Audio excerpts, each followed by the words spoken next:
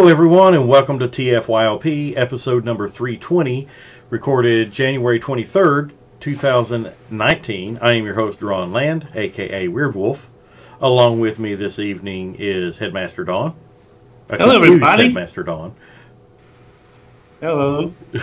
You look confused, Don. Well, you said January, and I'm thinking... Oh, did I say January? Yeah, he said January 23rd. It's like... Oh, it is February 23rd. My bad. Yeah. My bad. I've had a long day. I've been up since 3:30 this morning. Been up since 3:30 this morning. Give me a break. Also joining us from down under is Hang Up Chan. Hi guys. I can't find Outback, so I have a photo of Outback with me. I'm from the future, of course. You were looking for Outback. Outback. Did you go out behind your house and look out back in the Outback? For Outback? There's a possum running around outside, actually. That's probably the most normal. That's probably the most normal creature y'all have down there. A possum? No, it's one of the most violent creatures we have down here. I can imagine the crocodile's like, "Oh hell no! Get that possum away from me."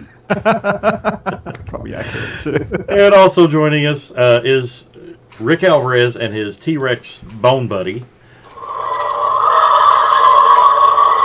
I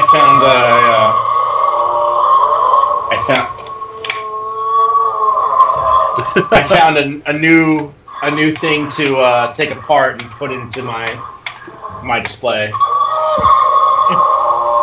And just like every other robotic dinosaur, it's gone crazy.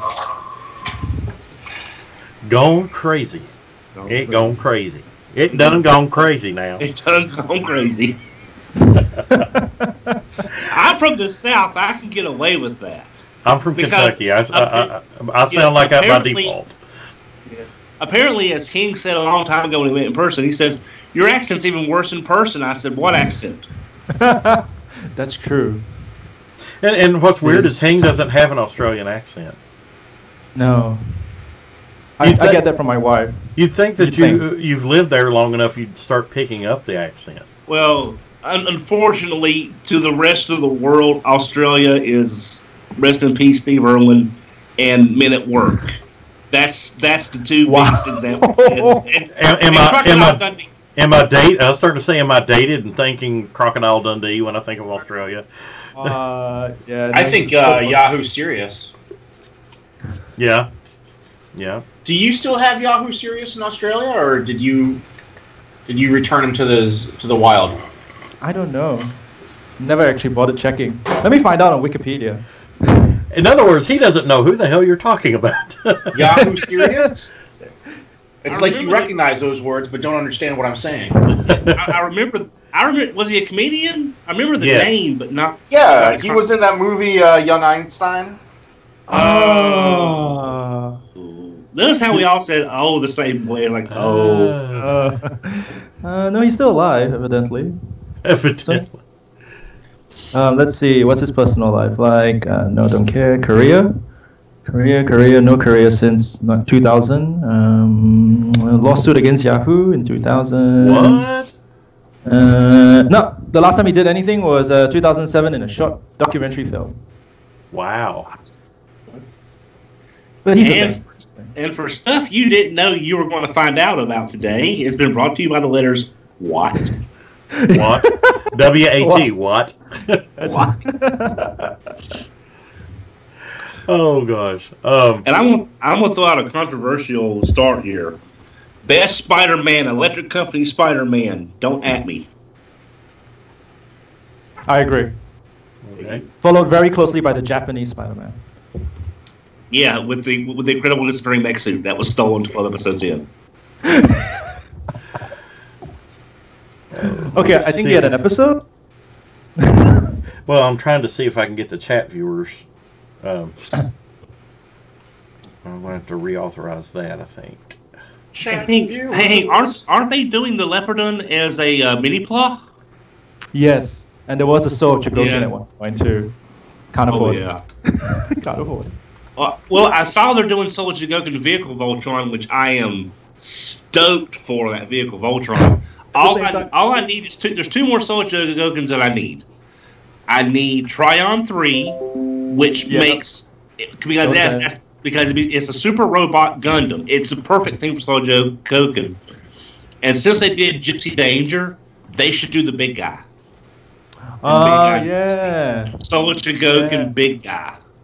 I don't know if Big Guy was that big in Japan, though. That's the main issue. I don't care. This is for me. I don't care what Japan gets all the good stuff they keep for themselves anyway. You know what, Don? You just keep asking and asking and asking about it, and in about 25 years it'll happen. I mean, you're pretty much 1-1 with RC, the headmaster RC. So I don't think just keep pushing, buddy. I don't think I think I used up all my karma on this lady right here. So I think I used up all my karma for her. So Dom, do you have the Rouge and all those other third party? I have the Fans Toys Rogue. I have not. Rouge. I've had her for about Rouge. I've had her. About Sorry, is there one that's a headmaster? No, there are none of the third parties are headmasters. Weird. This one yet. Yes, but which amazes me that a third party has not stepped up and done that as an optional head swap to for a very minor thing. But could it be because no one likes Daniel? Well, then they're wrong. But that's beside the point. It's probably just because it doesn't matter. Well, it's just here's the thing. I was always after Headmaster RC because, done properly, it would fill out your movie cast, your post-movie cast, and Rebirth in one figure. Mm-hmm. So it didn't make any sense not to make an RC without a Daniel, because you still wouldn't have a Headmaster RC for your Rebirth collection. Because we all know everybody loves Rebirth, right? I do. We all love Rebirth. Yeah. Oh yeah, that happened, didn't it? Yeah. It was like, what, 4 episodes? I mean, 3. It was kind of rough, but, you know. Well, I talked to David Wise at BotCon, and it was supposed to be 5 episodes, and he hadn't even got started before they cut it back to 3, and it's like, he said, how am I going to introduce all these people with 3 episodes? And that's why you get this, here's 7 characters. Yeah. Anyway, it was an avalanche. The Rebirth podcast is the next podcast over. We'll talk about Rebirth. Nothing about nothing else but Rebirth. We'll review Rebirth. Dom, if you had to cast someone as RC in the movie, who are you casting? Like a voice actress? Yeah. Okay, I haven't been keeping up with a lot of live action movies lately. I just haven't kept up with stuff. But probably with her turn of work in Wreck-It Ralph 2, I would say Gal Gadot, if I'm pronouncing that last name correctly. I think Gal Gadot. I think the way she portrayed the character, I think it was Shank in Wreck-It Ralph 2. I think that she could really bring some chops to the character of RC and be something different. I know she's freaking hot. That's for sure. She is. But I'm dating myself. It's funny you say that, because my wife and I watched Wonder Woman together, and we both went, "Oh my God, she's really hot." Yeah, and you know what? She was actually about 2 or 3 months pregnant whenever she filmed that, and she did all of her own scenes too, and that's what's amazing. Yeah. That she's just absolutely amazing. But I'm going to date myself here. When she was doing Wonder Woman, Linda Carter. Oh my God, she was gorgeous. Yeah. She is gorgeous. Yeah. Yeah, you're right. Carter's still gorgeous. Oh yeah. Yeah, she is. Well, don't tell me you turned down Linda Carter if she came a knocking. Anyway, Duran, what the topic is? He said Fred will be trying to change the topic of conversation. I tried once, it didn't work.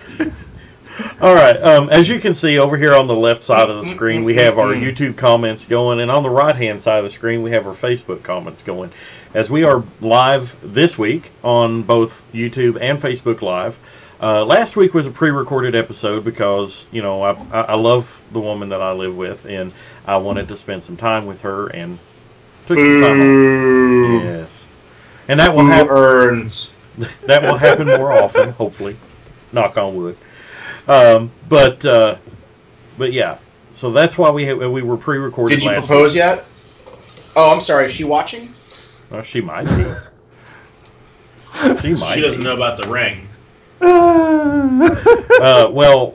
She might, but she might, but whenever that girl starts coming out of the television, it'll just freak her out, you know. So, but anyway, yes, we are live. I'm sorry, spoilers. We are live this week, so if you have any comments or questions about our topic today, you can comment over there. And as you can see, lots of people are already commenting and want to have a shout out to everybody. About me? Oh, they're always talking about you, Rick. I don't read the comments during the show or after the show or ever. Because every wrestling fan knows you look like Tommaso Ciampa right now. I have no idea who that is. I'm guessing a wrestler. Yes, that's why I said a wrestling fan, Don. Oh, I'm sorry, I didn't hear that part. I was busy looking at a picture again of Soji Goku and Vehicle Voltron. You were looking up Gal Gadot again. You were busy looking a picture of Headmaster RC. Yes. But yes, so if you want to comment during the show, feel free to do so. As always, check out our sponsors up there at the top of the screen. CapturePrey.com. Great toys, great prices, great service with free domestic shipping on orders of $150 or more, and also now with the Stasis Pod, where you can buy now and ship later and save even more with CapturePrey.com. Ripped Apparel, you can use the promo code TFYLP Pod and save 10% on your order. Unless there's a better promotion going on, then you'll get that one. But any other time, you can use the promo code TFYLP Pod, and you'll get a slight discount at rippedapparel.com. And as always, if you love what we do here on TFYLP and all the content that we've been putting out, go up there to our Patreon at patreon.com/TFYLP and help support us each and every month, because without you, TFYLP could not and would not exist. It's not a cheap thing to do anymore. It's weird whenever podcasting, and whenever we started out podcasting, or at least I did, you could do a lot of this stuff for free. And, if you want to do a really basic podcast, you can, of sorts, but you still got to have software and everything. But we do this video thing where we can, show off cool toys, like Studio Series Jazz, and we're also live. I don't have any cool toys to show off. Oh, you got. I'm in the wrong room for it. Hang on. You got this big wall of toys behind you. I can't get to it because of the protective covering, because I'm painting. Oh, you have a cat that don't attack you like Massey. Oh, here we go.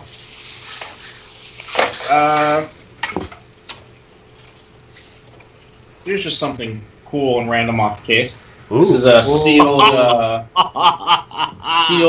Transformers Junior Raiden gift set. That looks minty too. Oh, it's super mint. Yeah, there's no crease on the back or nothing. I've only got a cat. I'm sorry. Dom, you want to know how much I paid for this? No, I don't. Do you want me to punch you in the balls, or do you want to punch yourself in the balls? No. Well, I have the original. I have Raiden. $200. Oh.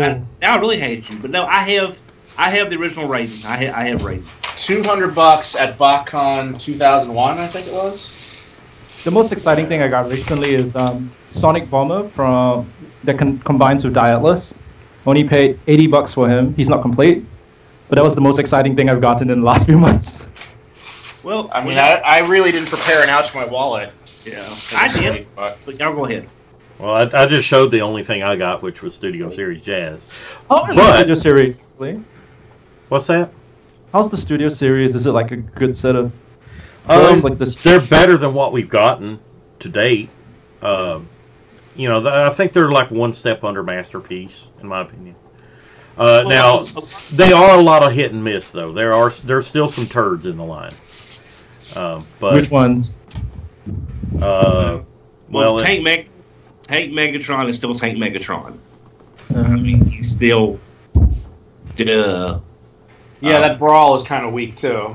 Yeah, but I got Brawl for $7 at GameStop and Megatron for $5, so I'm gonna. They're there as placeholders in the. It's like it's cheap. I can't. Big shout out to all the employees at GameStop for hogging all the Ninja Turtles, the movie edition Turtles. I heard those were super hard to get in the first place. Each store got one set, and each store sold them to an employee. Oh, really? I didn't know that. Okay, yeah, that's kind of. So thanks for that, GameStop. I appreciate it. If you're interested in complaining, please direct your complaints to Duran Land. He's the owner of TFYLP. I don't know what that has to do with GameStop, but okay. I don't have GameStops in. Well, they are looking for buyers for the company, so Duran, there's your investment. Well, I heard that they're eventually want to move away from being a game-centric store and mainly be like a toy store too, toy and hobby. But then you have to put game. I know. I would imagine. I can foresee either the company totally going under or a rebranding sometime down the road. Well, I think there's always going to be a market for used games, so they have the market cornered. Well, right? the problem there is that a lot of people are going digital now, digital download with their games, which you can't really trade in digital downloaded games. And me personally, I mean, now that I got a computer that can actually play games, I've found that I play games more on my PC than I do my PlayStation now. So I don't know. GameStop. It's a love-hate relationship with me. I mean, I detest the fact how they do people with their games and trade-in values, but I like the ease of use of their stuff. It's like you can pre-order something and either have it shipped straight to your front door or come to the store and or you can prepay for something other and just show up the day it comes out. Show them your receipt and just take it home. I mean, every store does that though. Sort of, but there's other things that I like about them too. I'm one of the few people, I guess, that likes Game Informer because it's kind of to the point for me. So, I'm sorry, I got to try playing with my cock.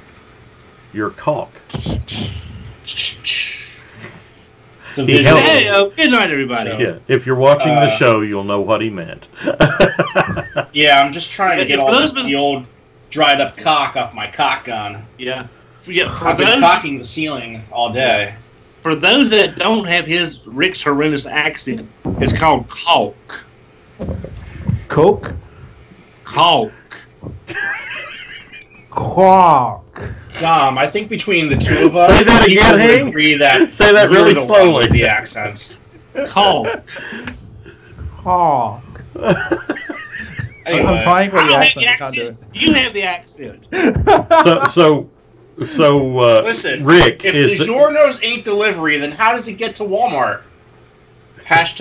#truth. Rick, is it dried on the side? Is it hard caulk? Okay. Oh my God. Got all this wife substance got dried moving on. cock gun. Moving on. And I gotta use my finger to peel it off, and sometimes it'll get caught in my hair, like when I'm using my cock gun, and then I gotta pull it off my arm hair, and it'll just. You're being a Richard. You're being a Richard. Don't be a Richard. Who's Richard? Anyway, Toy Fair.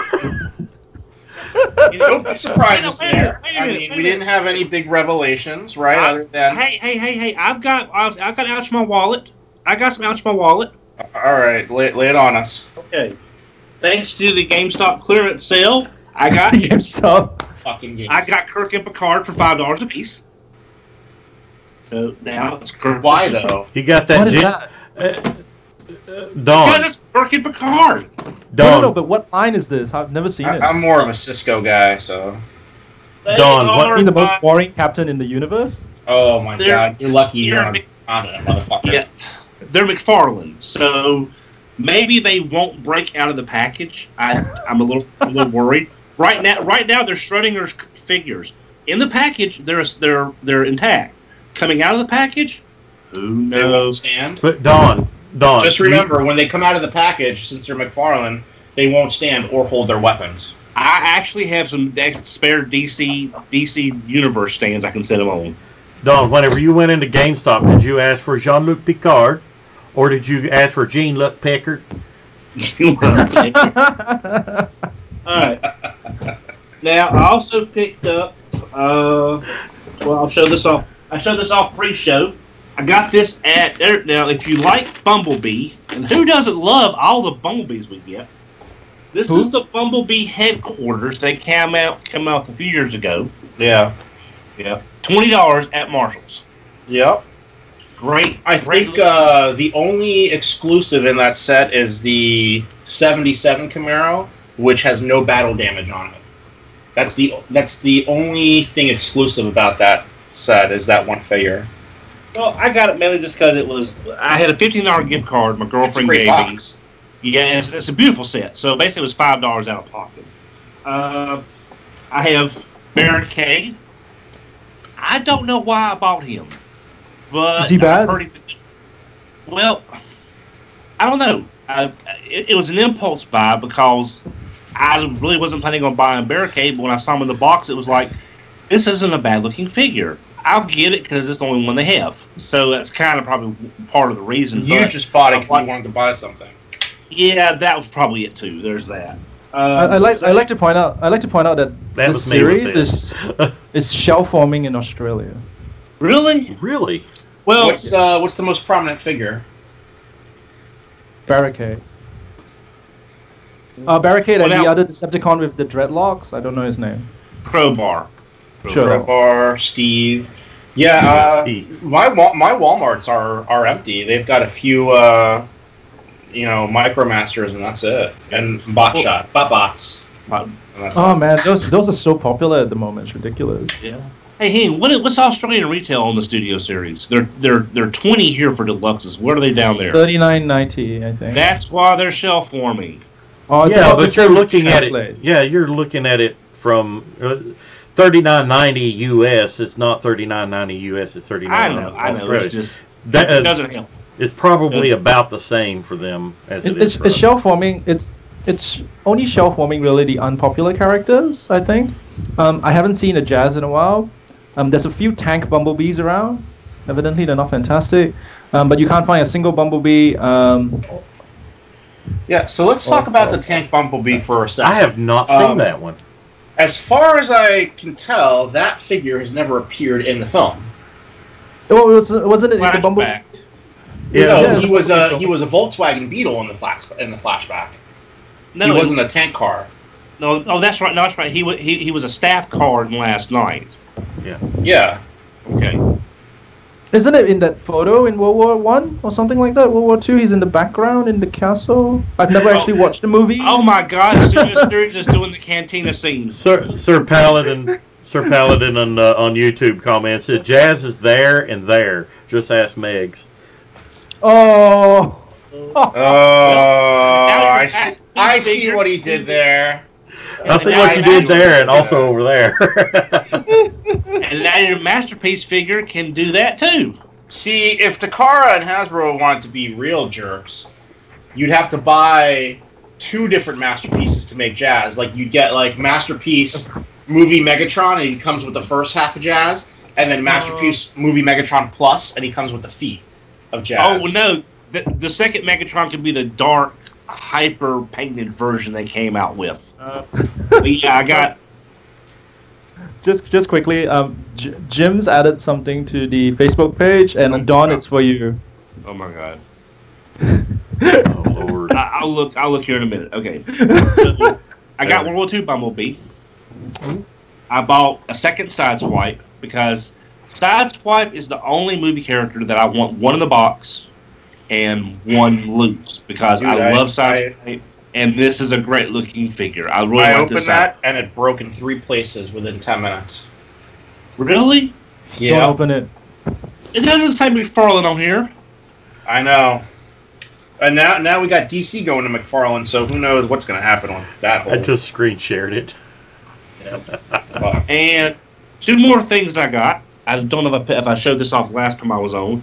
I got the Mezco 112 Iron Man, classic red and gold armor. Because this is outside of Mark V movie armor. This is my Iron Man. This is my classic Iron Man. Yeah, this is the James Road Iron Man, isn't it? He wore it for quite a while. No, that was Tony Stark. Hey Tom, I'm kind of curious about your display. Are you able to walk us around your shelves and just show us how different things are displayed and meshed together? Because you collect, much like I do, a whole variety of things, and I'm just kind of curious how everything exists in your apartment. In boxes, randomly. There is no organization. Everything is basically just...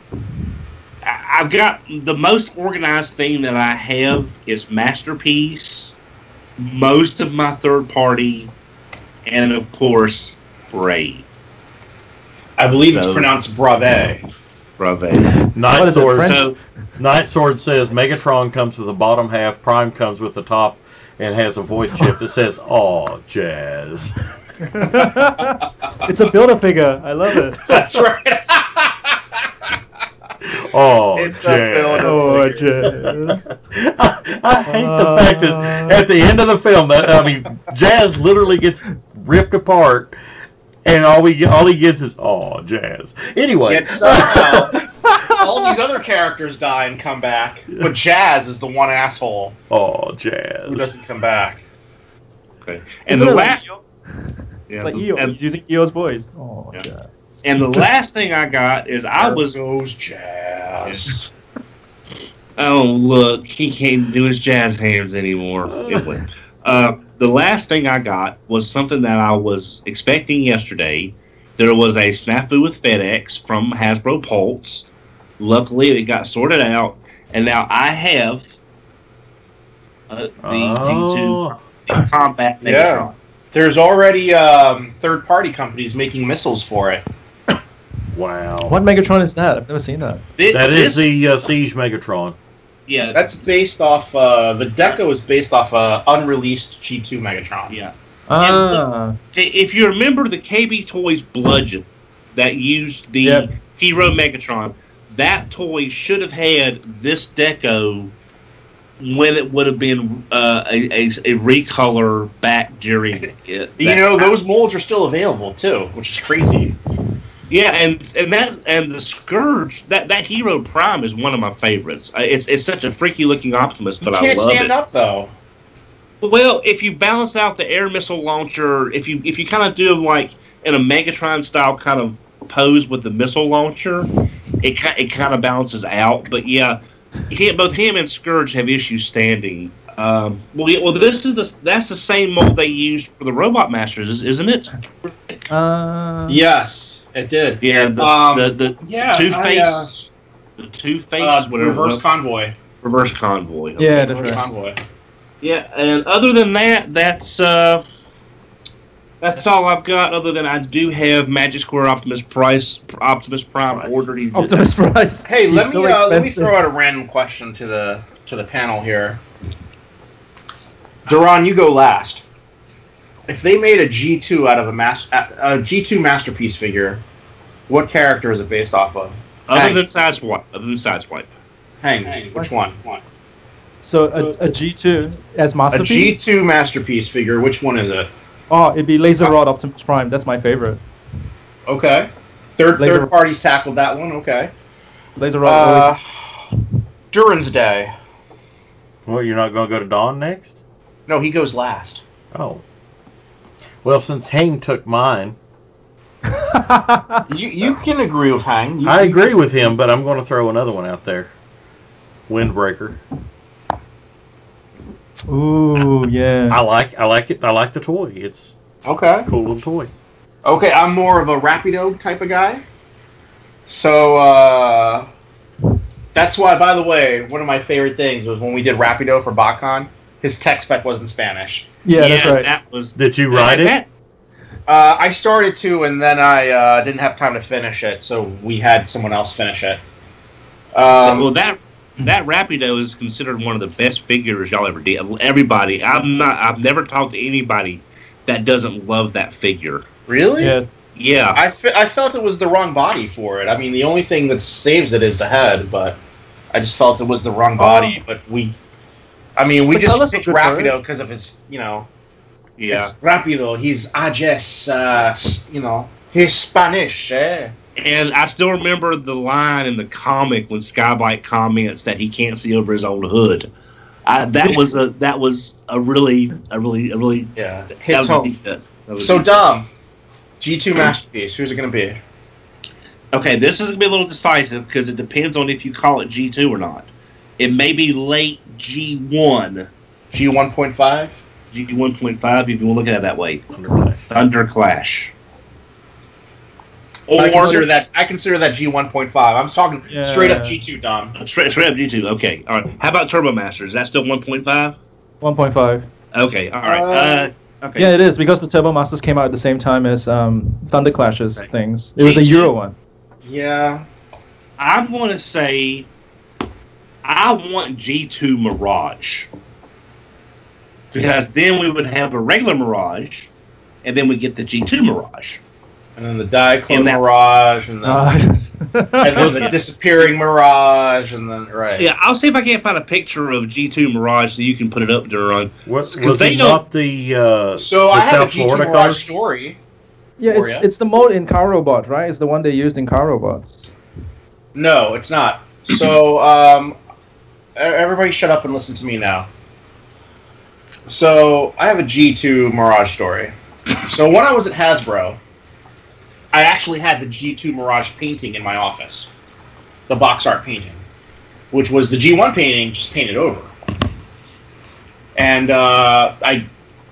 Jim Sorensen came to visit me one day at the office. We took a picture, and that's how it ended up in his book. And I think it might also be in the Vault book. I don't remember. But it's made it out there.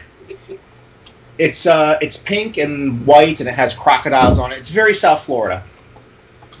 So anyway, I will not name names, but two people from another country came to a BotCon, and I drove to that BotCon in a rented vehicle. And after BotCon was over, I gave them a ride to the airport. And then I returned the car. It turns out that the one of the two people I'd given a ride to had purchased the hand-painted prototype of Mirage at that BotCon, of G2 Mirage, which was split in the middle, by the way. And he left it in the back of the rental car. Oh, no. And then I returned the rental car. So the prototype for G2 Mirage was in the rental car that I returned, and it probably got trashed. Man. Why do you tell us these sad stories? Here's another sad story. I don't want to hear any more sad stories. Are you sure? Yes, that's All very right. depressing. All right. Sad stories, sad stories, sad stories. Okay. Hey, Duran, that links in the of the Facebook, chat. our chat. And I always felt like he blamed me, like he thought maybe I kept it, but I didn't keep it. Honestly, I returned the rental car, and he's like, "Hey, the Mirage was in a plastic bag that I put in the shelf in the back of the minivan, and I forgot to grab it." Don, I get permission denied. Oh, okay. So- Sorry. Anyway, G2 Mirage is basically green and pink. It's so glorious, G2. And here's another cool story about G2 Mirage. So the day after I left, Hasbro has a tendency to slash and burn. So they emptied out my office and all that G1 artwork and G2 artwork and some artwork going back to 1970s Adventure Team in the trash. Oh, no. Yeah, we've discussed how I'm not happy with that. Springer was in there. I am still not happy with that. There was some screen sharing Adventure the Team box art. released artwork in there too. That is hideously awesome. Isn't it beautiful? Yes. Yeah, G2 is really like the South Florida Calle Ocho. Yeah. Well, you see, I keep up with Ocular. I keep up with Ocular Max because Sphinx is a very good figure. It doesn't have the typical Ocular Max exploding apart and then reassemble transformation, or like them or Bad Cube. They both have a tendency to have everything explodes out and then it falls back together again. I was hoping they would have done a G2 Mirage by now, but they did the two clear variants for TFCons. Here's a trend that I've noticed in third party, Dom, and you tell me if you concur. I have noticed that since Takara has been more aggressive with the release of G1 of the 84, 85 cars, the third party guys have stopped making those figures. Well, just like Sunsurge or whatever his name is, here comes MP Sunstreaker. Sunsurge is now $30. Yeah, but now I did not buy Sunstreaker. I did buy Corden to get the mold, but my Sunsurge is fine. I have no problem with Sunsurge being in my collection. I also have Gundog in my collection, so I don't have any plans on buying Hound.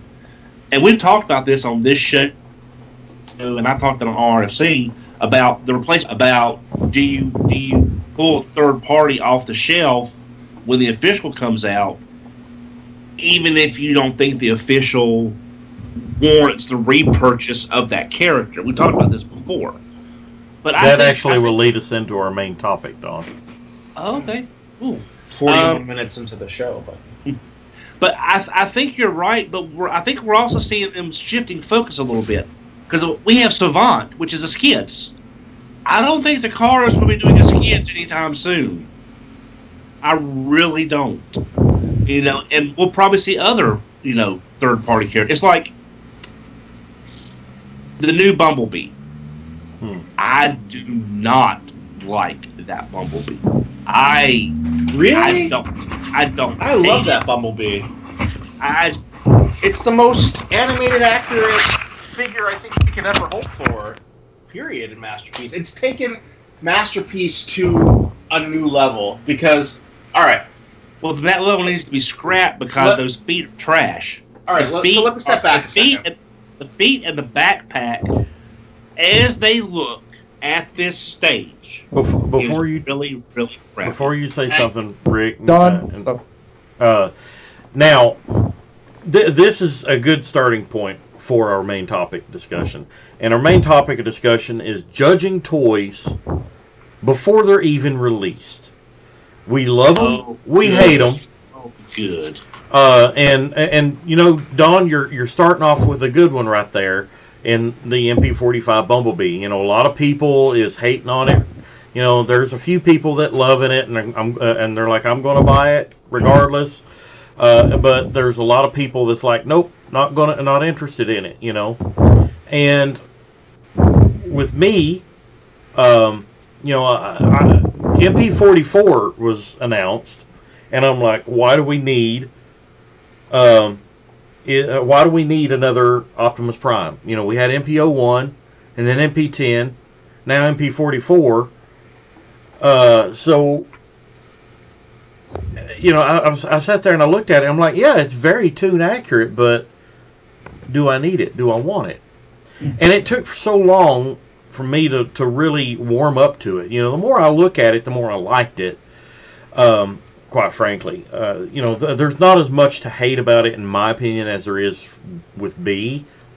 I don't care for the kibble in the truck mode. That I think third parties do better. But here we are as fans, and unless you've went to a toy fair or one of the toy shows where these molds were actually in a display case and you got to see them first person, you might not actually got to have them in hand, but you actually got to see them in person. We're judging these toys based on what we have seen in pictures, and sometimes pictures just don't make a toy look good, especially if the photography is the person taking the picture doesn't know the character, toy, what have you, and don't don't highlight the good features about the toy. Masterpiece Ironhide. Yeah. Look at how crappy the pictures were, and look how the figure turned out. Yeah, and that's a great example. But so often, and I think every Transformers fan is guilty of it. Probably every fan of any toy line is guilty of looking at pictures months in advance before a toy is actually released and judging the toy based on what they see on pictures. And it's a valid thing too, in my opinion, because a lot of times pre-orders are based on how we feel about a toy just from the initial pictures. Me, I bit the bullet not even an hour and a half ago, and I went with the Magic Square Light of Freedom. I placed an order for one. It's on its way. I figured I'm going to give it a chance, and if I love it, I don't need to get MP44 because, that the price of him, regardless of whether or not I'm able to get an order in Amazon Japan or not, is still going to be well over $300. And Light of Freedom was $140 shipped, so roughly. So, yes, he doesn't come with all the bells and whistles like the MP44 has. MP44 will have the trailer, he'll have a new spike, a spark plug figure. But is that really worth the sale for me? And I decided to go ahead and play the gamble, and I ordered the Light of Freedom. And I figure if I don't like it, I can turn around and sell it and just wait for MP44 to come out, and put the money that I get from selling it toward the MP44. But judging toys based on preliminary pictures, is it fair?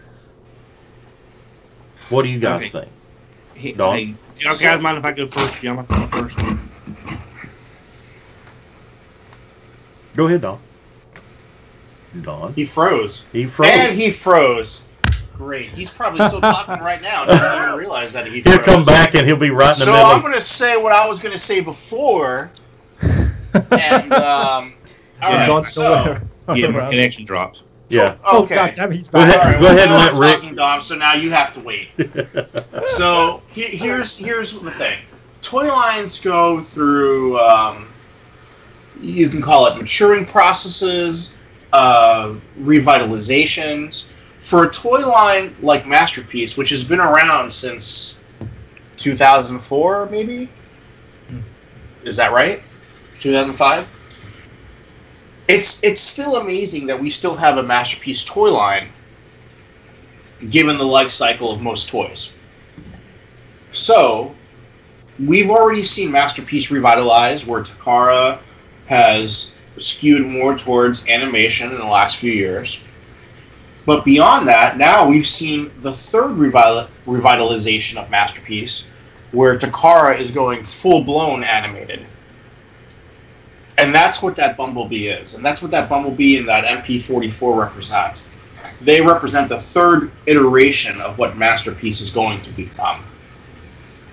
And that's the way you keep a brand alive after 15-some years. So... Don, please. All right. One thing I talked about this a while back on my show. It's a Don deal, and it's something that's really bothered me for movies and games. Is this preliminary judging of an entire thing based on early viewings or early photos, and it's like, oh, this movie is going to be crap when all you've seen is a teaser trailer, and people blasting the movie for being terrible based on a minute of cut footage, or a toy again with early pictures. Yes, I have concerns about this Bumblebee, but I also clarified myself that at this point in time, with what we've seen, I don't like what I'm seeing. And what I'm seeing does not make a repurchase worth it. But I'm always, like I mentioned earlier with Masterpiece Ironhide. When we saw our Masterpiece Ironhide, the photos were terrible. Duran, you could have done a much better job taking those stock photos. Yes. No, you could have done a better job. I'm saying, of those of us here, you have probably the most experience doing toy photography. I don't know about you, Rick. I don't know how much photo layout work you did with versus the design and engineering and stuff. But I'm just saying, of those of us here, Duran could have done a much better job, because these toy companies, I know they're under the gun to get this out, to get the pre-orders up, to start getting an idea of how the sales are going to track. But they also need to give us the best looking figure possible to be as accurate as possible to avoid customers feeling regret about the purchase. And it's a tightrope they have to walk. I understand that.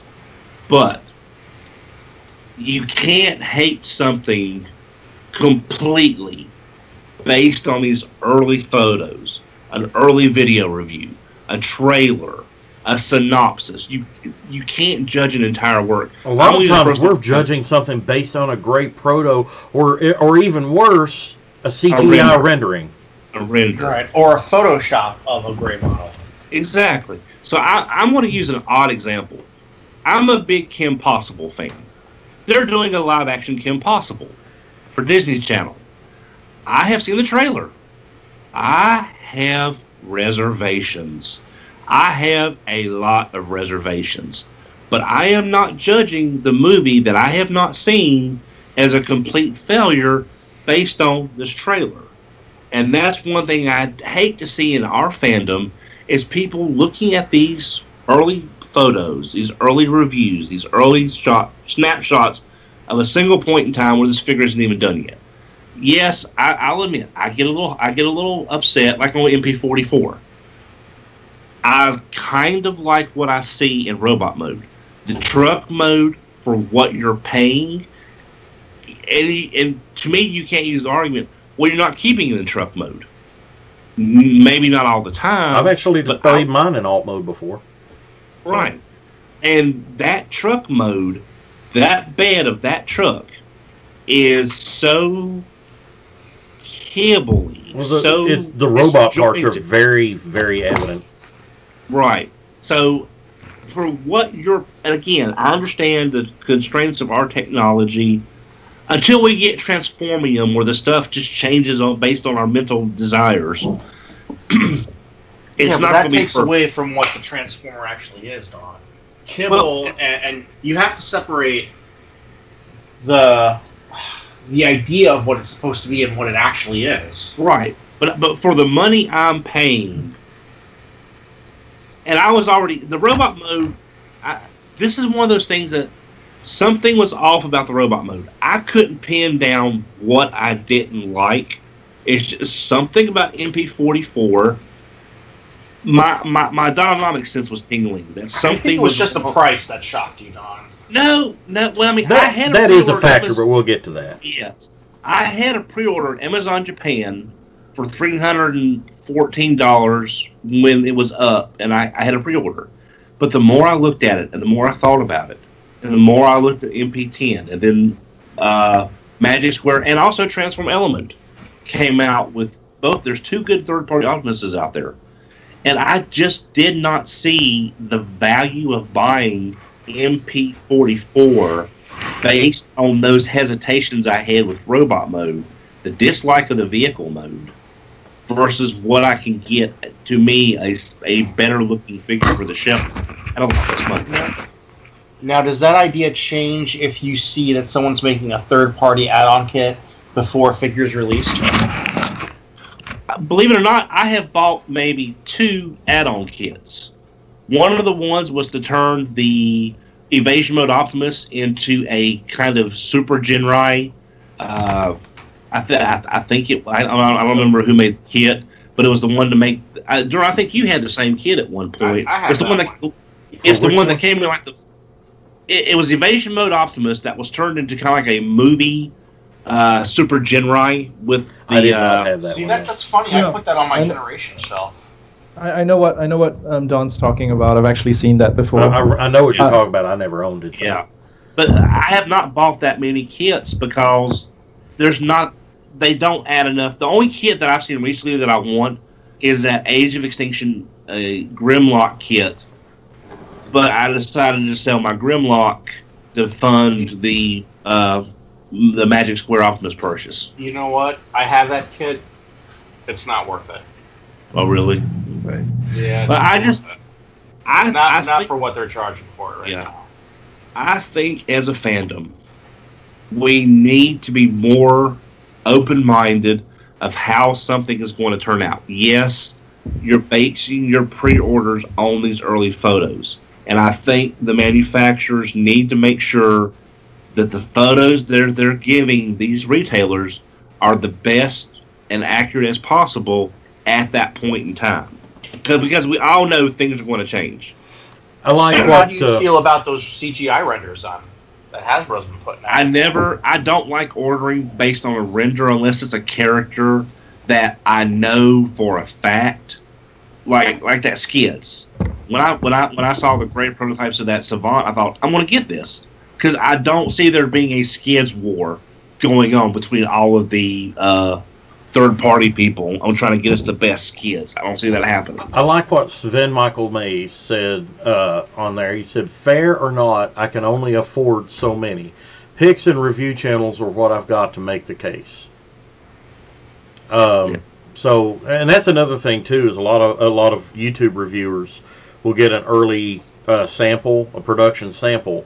As a photographer, I've actually gotten a hold of production samples of third-party toys before they were even released. I know the Fans Toys Sever, I had it in hand to take pictures of it months before it came out, and that really sold me on the Fans Toys Dinobots, and now they're in my case. Yeah, and they've survived what, 2 purges?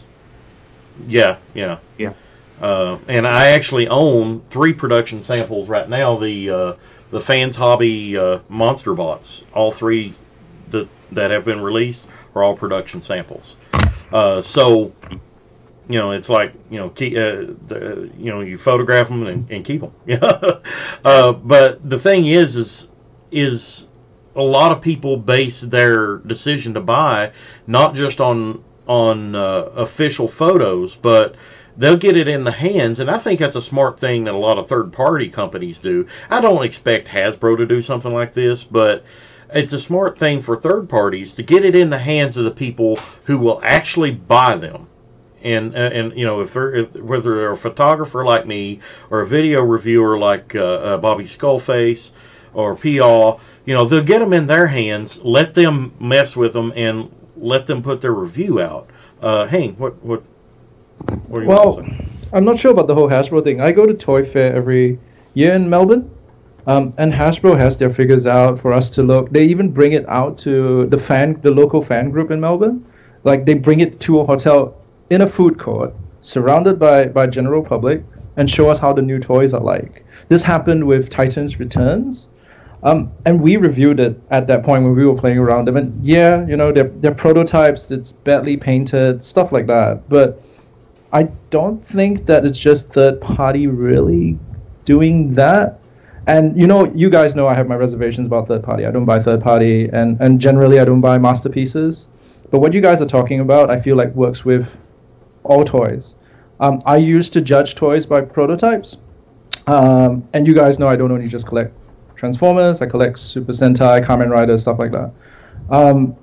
And as time has gone by, I found myself less likely to worry about a picture, a prototype, an image. I worry about when the figure comes out proper. Not even a prototype, not even a 3/4 there, not even a painted thing. You could potentially miss out on a great deal, like, for example, the Amazon Japan price. You'll hold out to see people's actual in-hand reactions, and actually maybe even get a chance to see it in person yourself before you actually make that decision. Who knows? Maybe down the line it'll even be cheaper. Yeah, correct. That's the way I do it. Well, I can't tell you how many people I know, especially on RFC. I don't know how many people y'all did here on TFYLP. How many people waited till they saw Siege in the stores to see what the weathering looked like in person before they made that purchase? I know a lot of people that said, I want to see how good or how bad the weathering is before I make a purchase. And the things were for pre-order many places, and a lot of people I know wanted to see it in person in the stores just to judge each individual figure on that weathering. I think that's akin to what we're seeing here, is they want to see what it looks like as a final copy before And you bring up a valid point, Don. You know, how many of us, I mean, I myself, even right here on this very show, judged Siege figures based on the battle damage paint. You know, it's still hit or miss, but it's not as bad in person, in my opinion. I mean, I wish it could be better, you know, more than like one side, but it's not as bad in person. I didn't care about the weathering. I just saw MicroMasters. Can I ask a question that's derived from the conversation at hand? Over the last 10 months to Toy Fair, what has been the biggest surprise for you personally that Hasbro has produced figure-wise? I'll go to Hank first. So we're talking about what character has surprised you that Hasbro actually made that toy? Predaking and then Omega Supreme, which we saw at Toy Fair, obviously. Predaking was a surprise. I knew they were trying to make all the combiners, but Predaking with the size, all of that, I just didn't expect it to really come out in the end, especially after I saw the prototype. Played around with the prototype. That was a big surprise for me. And obviously Omega Supreme is a bigger surprise because I felt like Hasbro has forgotten Omega Supreme existed. So that's for me, mainly. Duran. I'm not as surprised. I agree with Hank partially in Predaking, but at the same time, I kind of expected Predaking to come because, you know, they kind of want to appear to be wanting to do all the combiners, and to that end, I wouldn't be surprised down the road to see a Monstructor as well. Omega Supreme, I'm not at all surprised by, because whenever they did the fan vote with Trypticon, Omega Supreme, and Scorponok, I think they have the designs for all three of those characters ready at that time. All they needed to do is put it forth into production. You know, and the Seacons, yeah. Sven also mentioned the Seacons. I think the Seacons are coming too. But we got Trypticon because he won the fan vote. We're getting Omega now. I think I wouldn't be surprised at all in the next year or two that we'll get Scorponok, the Titan Scorponok, because I think he's already done as far as the designs. It just needs to be produced. But as far as what am I most surprised about in the last 10 months, Micromasters. I didn't think they would hit the Micromasters. I didn't think they would hit Cog, Brunt. You know, those obscure characters. Believe it or not, I'm not even really surprised with Impactor. I'm not even really surprised because I think he's been done before as a repaint. But you know, as a straight up new toy of Impactor, I'm glad we're getting one. But I'm not really surprised by it. I am surprised, I think, most by the obscure, not even tertiary characters, like, you know, Cog and Brunt and Six Gun. I think it's a cool thing, and to a lesser extent, I guess, Micromasters. But yeah, that's my answer. Dom. I'm going to have to agree with Duran for the most part, because if anyone would be able to mine the depths of G1 for characters to get new toys, it's this design team.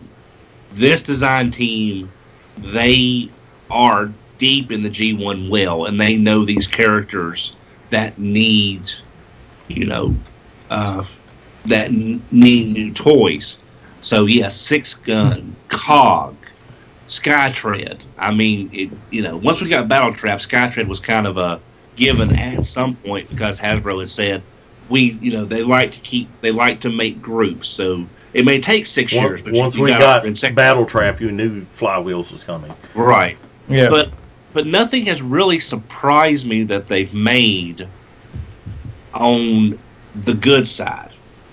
The bad side that I was poorly surprised was the quality of the Cyberverse toys and the price of Encore Optimus at Walmart for $49.99. Those were kind of bad surprises because it's like you wouldn't expect Optimus to be almost within spitting distance of Devastator, within $20-25 of Devastator's price. So I was poorly surprised by those things. The quality of the there's a lot of Cyberverse characters that I liked from the cartoon. Their toys are not good, and I don't want any of them. But as far as pleasantly surprised that they made, like Duran said, these small characters like Cog that now you can have go with your Fortress Maximus. Brunt you can put with Trypticon. I mean, the backwards compatibility, it's akin to them making Legends Starscream. I mean, Legends Megatron to fit in Starscream's hand the Masterpiece Starscream from 5-6 years earlier. It's a backwards compatibility that you really want to expect at some point. But that's my take on it. Interesting. But so I guess a follow-up question would be,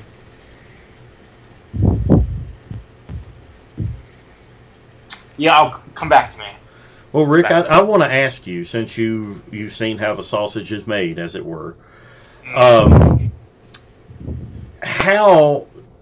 does Hasbro even react to fans seeing early images of toys and fans negatively reacting, or positively, I guess? Does Hasbro take note of that? Nobody reads the boards there. Well, I mean, I'm not saying boards, but I mean, whether it be, via social media or in person, if they show something off in person and the crowd's kind of, No, not at least while I was there. Nobody read the boards or looked online or Twitter or anything. It wasn't an issue. Nobody ever did that but me. And then I was the one that would raise the flag and say, "Hey, question for you."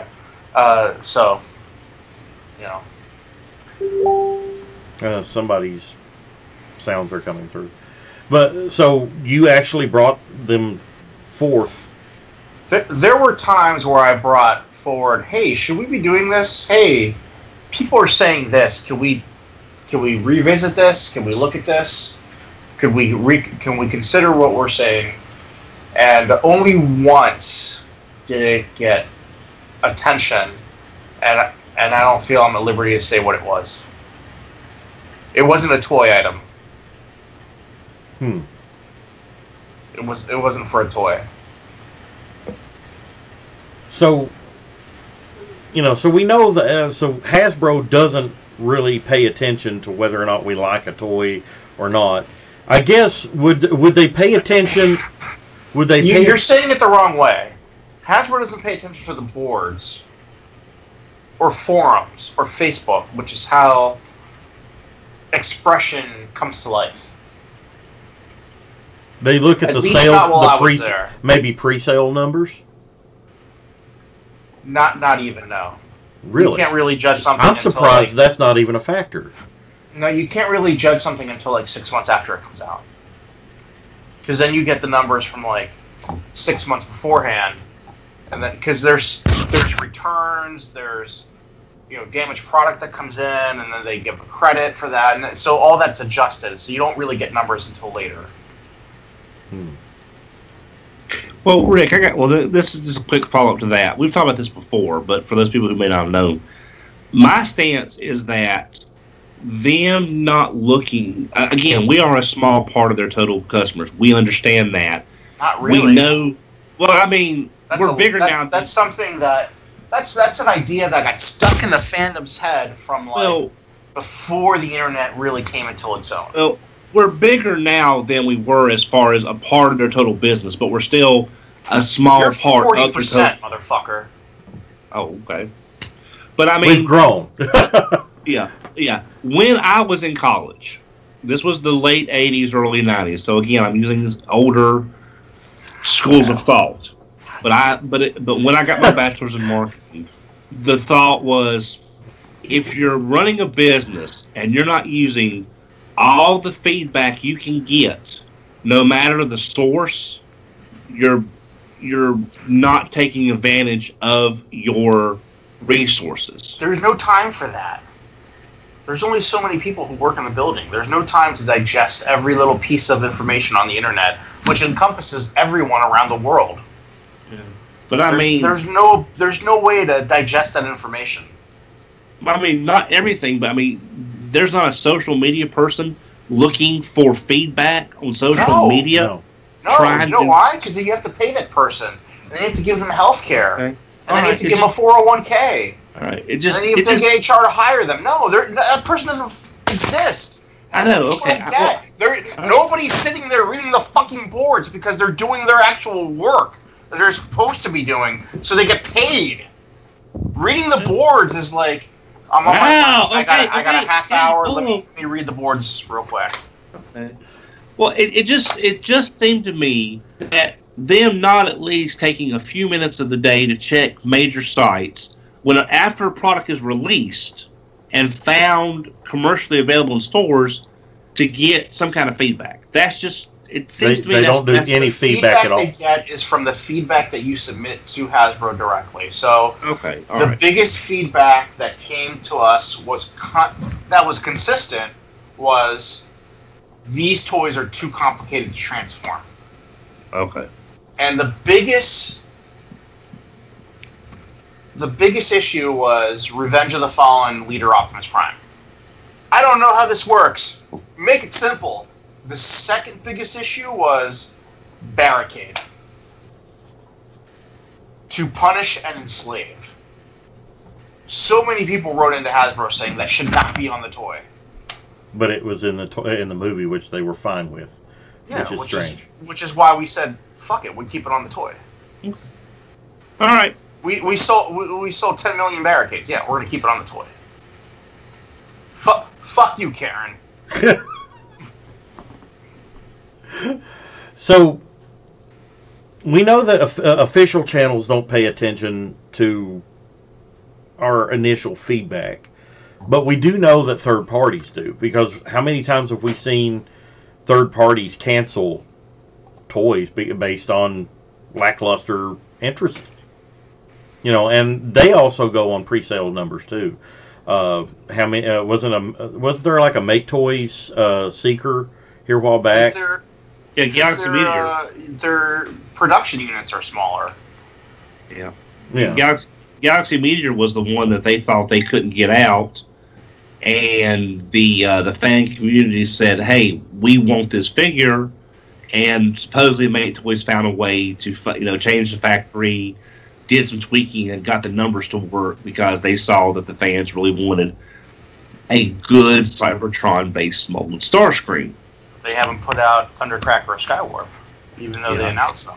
And then Ocular Max crowdfunded their version of Target Master of Artfire, Kojin, through crowdfunding, and they were able to get it made that way, which I think we'll be seeing a lot more on these. But that didn't actually hit, though. Yeah, it came out.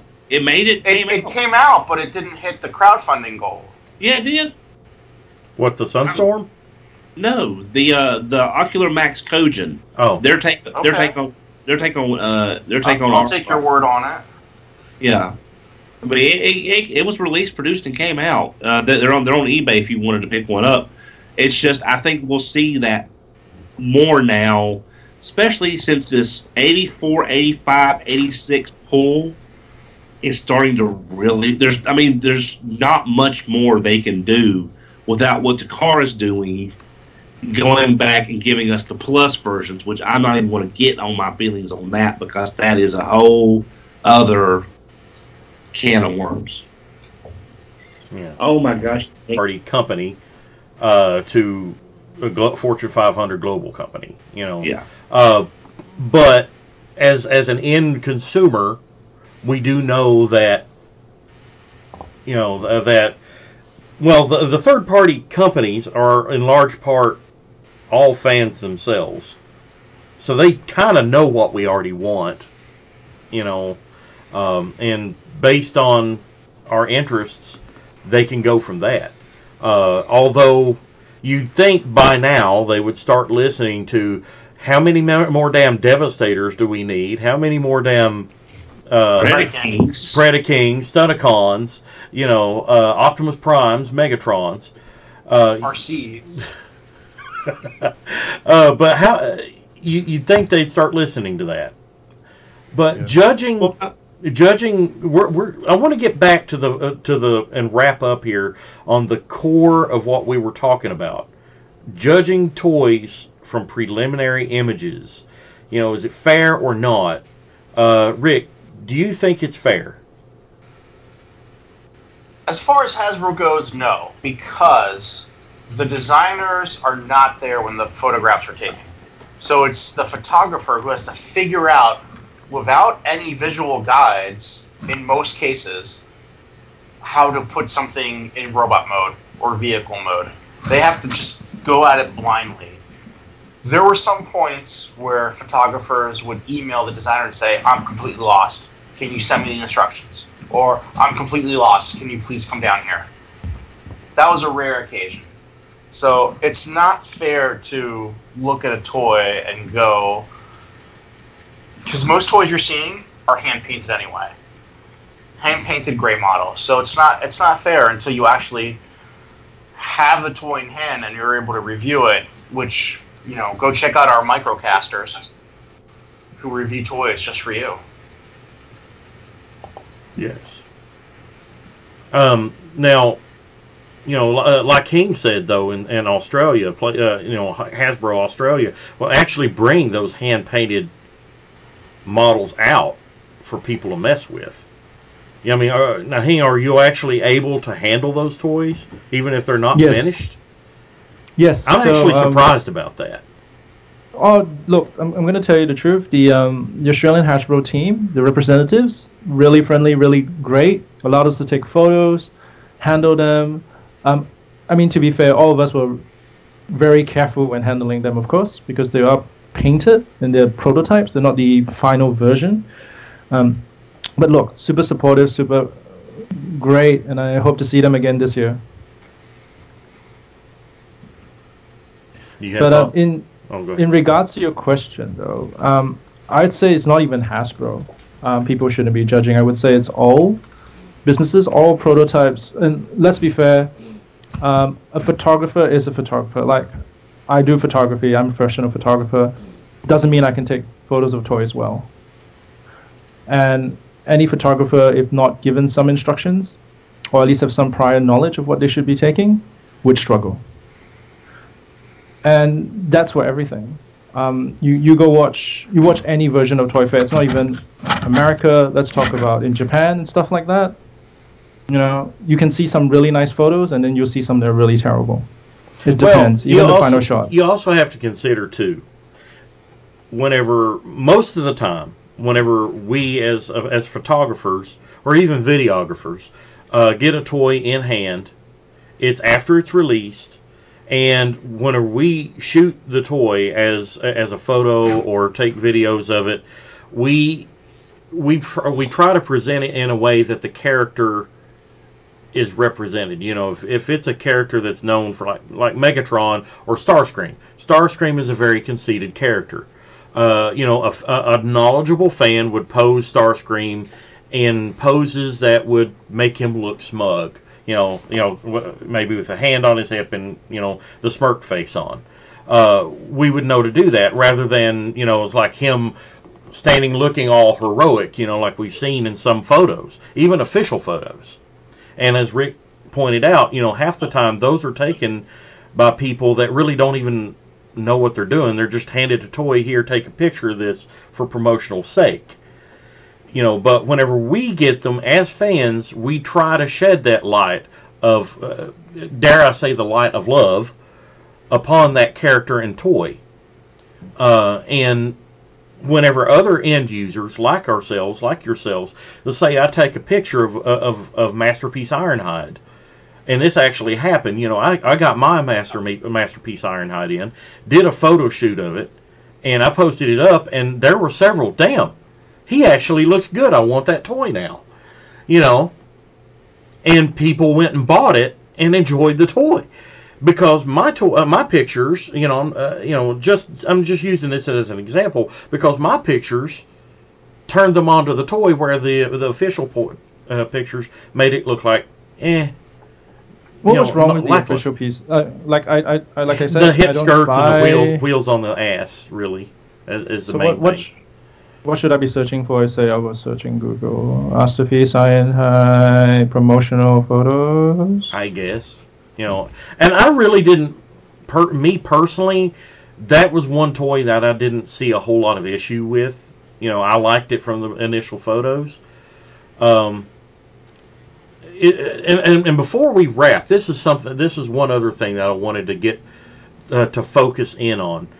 Whenever we look at initial photos and judge it based on it, like for me, and I'll use an example here, MP45B. When I look at the toy, do you look at the toy overall aesthetically? Do I like the way the toy looks, or do you look at the toy and go and focus in on one thing, like the feet or the backpack, and go, that's a deal breaker for me. I really don't like the way that looks.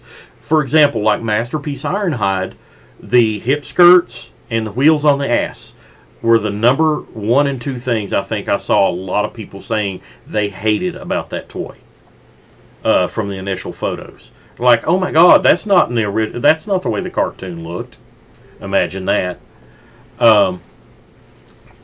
But is there something that you look at, that you focus in on? Is it the overall aesthetics? How do you judge a toy? What is it about the toy that makes you judge it?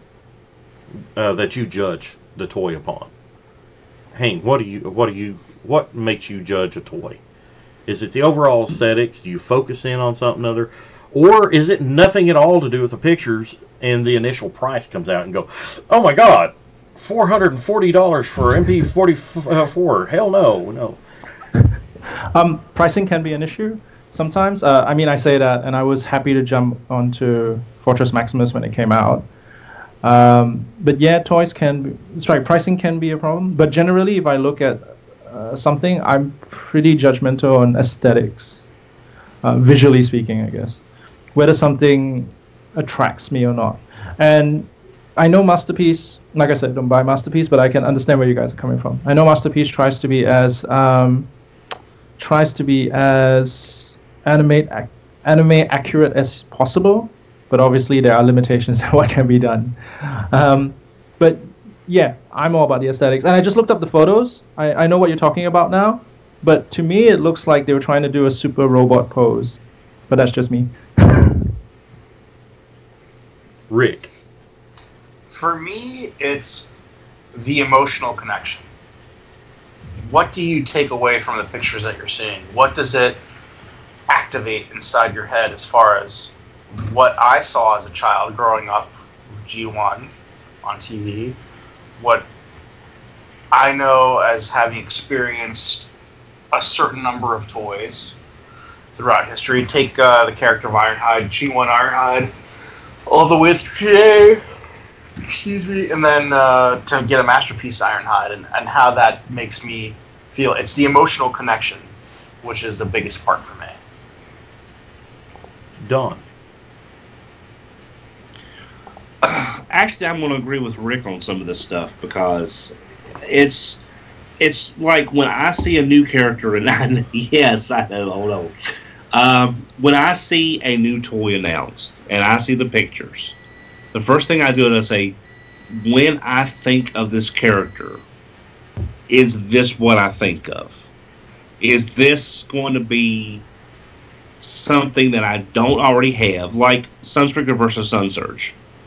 You know, is what I'm seeing a better representation of what I want in the character than what I've already got or what might be coming out for somebody else? And I look at it and I say, okay, I like this, but, and then I'll just say, okay, I like this, I don't like that. I think when you, and to your other question, is it fair? No, it's not fair. But when we've got this much product across so many lines and such limited, everyone has limited money, you have to make decisions on what you have when you have the money. I think what we have to do is we have to remember to not lash out at these companies or other fans who like or don't like what we like or don't like based on these pictures. You know, look at the pictures, make your call. If you have concerns, raise them. If you want to politely and respectfully communicate with these like the third party companies, like, hey, I like this. You know, I'm just saying, some of these people, these third party companies, they want the feedback. Like you said, Duran, they're looking for feedback on these things. And if you have a chance to do it in a respectful manner, then do so. But don't judge the entire toy, the entire company, the entire process of this character based on this picture.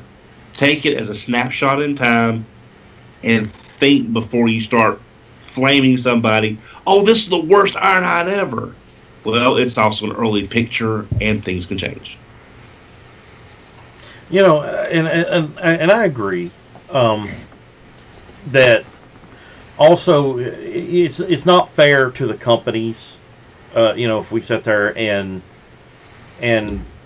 blame them for screwing everything up. You know, I've said on this show that I prefer a mix of animation and toy aesthetic. What the MP line has been pretty much from MP10 up through, I guess, what was the first one that was like hardcore animation accurate? Shockwave, maybe?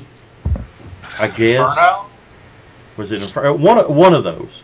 Yeah, I would say Inferno was Shockwave was like that lavender, so he was close. But I think Inferno in both the color and the build, yeah, was just as so show accurate. Yeah, well, whenever they transitioned the line over into more hardcore animation accurate rather than a happy blend. For me, it's not necessarily a preferred thing, but I also don't hate it either. I do love the cartoon, and as inaccurate as it is, you know, to get a physical representation of what I watched as a kid in hand, I applaud them for winning on that in so many ways. I mean, Sunstreaker is like amazing, you know, and you know, I've got the mold with grapple, you know, the Inferno mold with grapple. That thing is amazing. How they got the crane and or the ladder in Inferno's case to literally fold up inside the bot and disappear blew my mind whenever I did it the first time. Yeah, the engineering on that is pretty insane. Absolutely insane. So I applaud them for that. But whenever I look, and it's like Hing said, I aesthetically judge something whenever I look at it. Does it appeal to me? Masterpiece Bumblebee, MP45, whenever I look at it, the very first thing I did is I judged it based on what we already have. We already have a Masterpiece Bumblebee. You know, and so many people on Facebook and everything in our Facebook group, I shared a picture of my MP21 Bumblebee. I am not inclined to replace it because I really like that bee. To me, that bee represents the bee that I wanted when I was a kid. Plus, on top of that, it's a happy blend between the animation and toy accuracy. Well, or actually real world accuracy, because it's more of a real VW, not a penny racer. Whereas the new bee is more of a penny racer, and you get more cartoon accuracy. I applaud them for doing that, but it just doesn't aesthetically please me compared to MP21.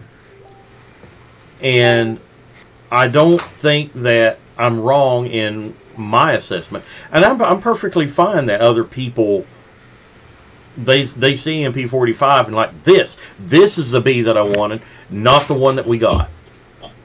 To each their own. You know, if you feel that way, you know, I can't disagree with you. You know, that's your choice. Some people are absolutely blown away by the fact that we're getting MP44, a more tune accurate prime. And then there's some that, like me initially, I'm happy with MP10, but I dig the opportunity to have an animation accurate prime. So I think there's room in there for all of it.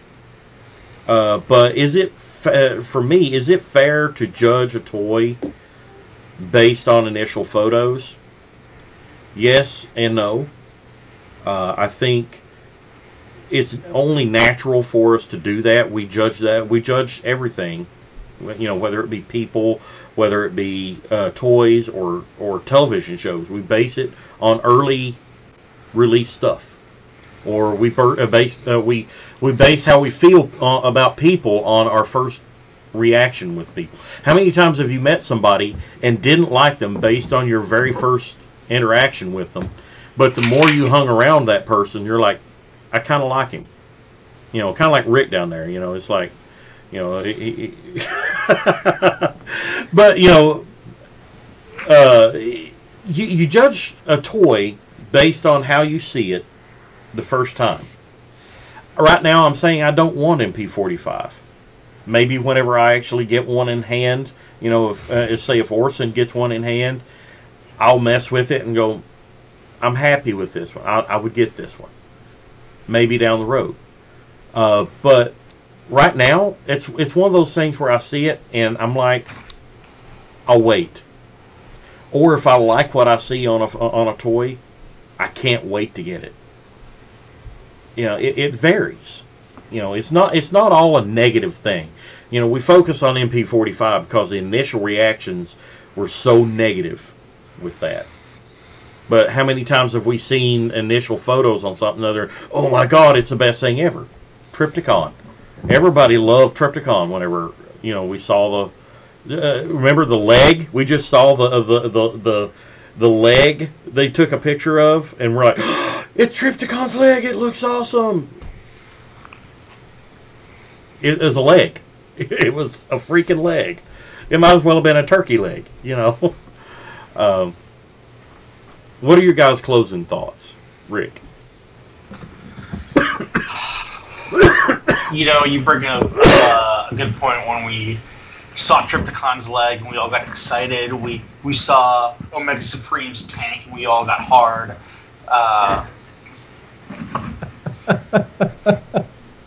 It's little things like that that bring up that emotional connection. And without that emotional connection, there's no point in doing any of this. There's no point in collecting. There's no point in having a piece of plastic on your shelf if there's no emotional connection to it. Yeah. Roverman asks real quick on YouTube, Rick, or Mr. Alvarez, you going to TFCon LA? I was planning on it. There's a ton of people I want to meet out there. There's a ton of things I want to do out there. Wife thinks differently about it, so I'm not going, unfortunately. I'm sorry. Wah, wah, wah, wah, wah, wah, wah, wah. Happy wife, happy life. Maybe. Maybe you might get lucky and get abandoned like King.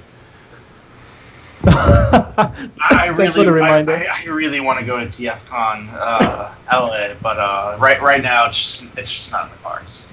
It's not in the cards. I've been trying to focus on my basement the last 2.5 months. I'm getting this done this year. Look how much, I've been working on all that today. You want to see more? Check out TFYLP After Hours, our Patreon-only exclusive show. He's been showing it off on there, so Yeah. So, Hayne, what do you think? What's your final thoughts on this? And please breathe into the mic as loud as you can. I guess everything that can be said has been said regarding this topic. The four of us, I feel like, are generally in agreement regarding how we feel about people's reactions to prototypes, photos, before the product's actually released. So I would say that whatever the listeners or viewers have been listening regarding this podcast probably has covered most of it. I don't really have much to add. Dawn. I think it's always going to be an issue, no matter what, because we all have limited, well, except for Rick, but we all have limited income, and we have to, and we have to, judge our purchases accordingly, because even Dononomics only carries me so far, unfortunately. So we're going to have to make the decision based on these pictures.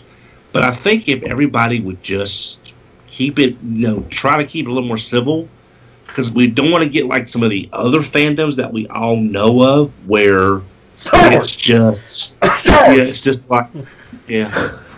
like everything is horrible based on this one image. Yes, I don't like the new Bumblebee, and I'm sad that's probably going to be our cliff jumper. That's why I got Ocular Max I Help. don't believe that at all. You don't think so? I don't think it will be either. No. Okay. So hopefully it's not. Yeah, I don't like it. Yes, I have issues with it, but I'm not going to get down on people who do like it. If someone wants to buy it. And he froze. And we lost him again. Well, while he's froze, I'm going to bring up Paul's comment here. How many times have you been burned by snoozing on something? By the time you realize you want it, it's double the price. And I lost the comment again. Yep. Yeah, you froze right in the middle of your comment. Yeah, so basically, everybody, if you see people that like something you don't, or don't like something you like, it's not the end of the world. Yeah. And it's and tied in with what you're saying there, Don. If Takara Dustbuster on YouTube says if Takara didn't want us to prejudge based on pictures, they wouldn't post them prior to release. That's the whole point. True. I mean, it's there for us to get divided on. We're talking about it, aren't we? Yep. We're creating buzz about a toy that's not released yet. But yeah. Oh, Duron, that was worthy of me. What? Creating That was pretty bad. buzz. Buzz for Creating Bumblebee? buzz for a toy. Creating buzz for a toy. It's inadvertent, I swear. But, like Paul said, it has happened. Snooze by waiting on something based on what you see an early picture of. But then down the line, you decide you want it, and you get it, but you pay double the price. That's the price you pay. Or you could just wait a couple years and see them on the clearance bin, or clearance table, half off or, 20% off. Some places do that. It happens. But, it's something to talk about. And I think we've had some good discussion here. There's been some great comments on both YouTube and Facebook along these lines. What do you guys think out there in listener land? If you're listening to the podcast later on, feel free to go to our Facebook page at facebook.com/groups/TFYLP and comment on there, or you can tweet your replies or comments at TFYLP on Twitter. We'd love to hear from you. Lots of interesting viewpoints on this. To sit there and say that you don't judge a toy based on initial photos, I think we all do.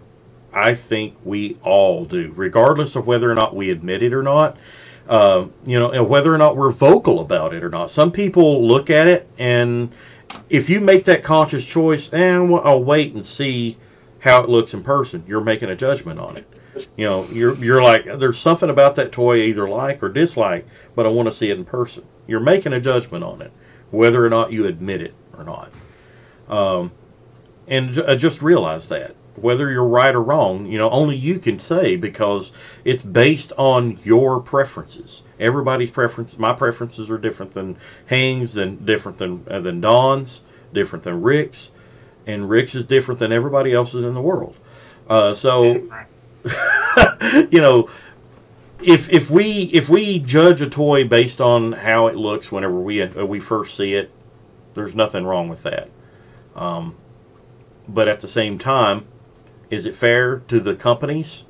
I think absolutely it's fair. Because they put it out there, but at the same time, it can also be unfair because we're not giving it a fair shake before we even see it in hand. And then there's the times where we see something and we go, pre-order, boom. Mm-hmm. I've done it many, many times. Many times. All right, guys. I think that'll do it for this episode of TFYLP. Again, check us out up there on Patreon at patreon.com/TFYLP.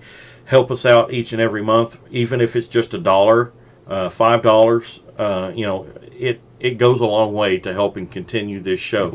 And if you do that, you'll also gain monthly access to more content from TFYLP. We have entire shows that are dedicated to just our Patreon subscribers. So you can get on there and see Rick's man cave developing as it goes. You can hear us rant and rave about just random shit. We do that. And you can also hear us talk about, what we like. Outside of Transformers. It's just an off-the-cuff thing. And as always, check out our new show, TFYLP Microcasters. It is live on Facebook only on Tuesday nights at 10 p.m. Eastern, 9 p.m. Central. And it focuses on a very specific topic, more so than what we do here on TFYLP. We kind of range, we kind of bounce around, but on TFYLP Microcasters, they tend to, for example, they'll take a Studio Series Jazz and just spend the whole show talking about that one toy. Last week they talked about Toy Fair. It was the hot topic. There's a special guest coming up on a very soon episode of TFYLP Microcasters.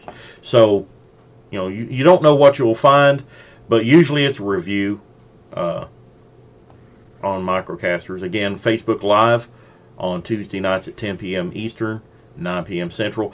And you can also subscribe to it and download the entire video podcast on iTunes or straight from the tftalk.net website. Just click on the TFYLP Microcasters link and it will take you to it. We will see you next time on TFYLP. For Hank, good to see you back, man. Thanks, man. Headmaster Don and Rick. Good to see you again. Take care, everybody. Shocking. See you guys. Absolutely shocking. We'll see you next time, everybody. Good night.